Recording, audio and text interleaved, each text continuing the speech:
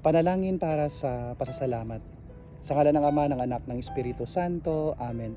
Panginoong Kristo, nagpapasalamat po kami sa lahat ng biyayang aming tinatanggap sa araw-araw. Panginoon, mahirap man po ang buhay, subalit kami ay patuloy na tumatanggap ng iyong biyaya. Nawa po, Panginoon, makita namin sa aming mga buhay ang halaga ng iyong mga biyayang ipinagkakaloob sa amin. Maraming salamat po sa lahat-lahat ng iyong mga pagpapala. Panginoon, mahirap man po ang buhay, subalit patuloy kaming tumatanggap ng iyong grasya.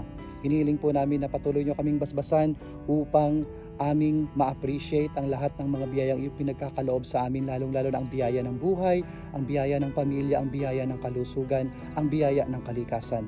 Napakarami pong biyaya ang aming tinatanggap. Panginoon, basbasan nyo rin po yung mga taong hindi nakakakita ng kanilang biyaya na tinatanggap araw-araw, na patuloy na ikinukumpara ang kanilang buhay sa iba. Hinihiling ko po na ipatong mo ang iyong mapagpalang kamay sa kanila upang makita nila na hindi mo sila pinababayaan. Panginoon, hinihiling po namin na ingatan nyo kami araw-araw upang kami ay hindi maligaw ng landas. Panginoon, ang lahat ng ito ay hinihiling namin sa iyo sa pangalan ni Jesucristo na aming Panginoon ngayon at magpasawalang hanggan. Igagawad ko ang pagbabasbas.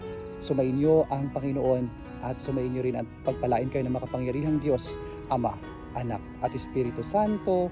Amen.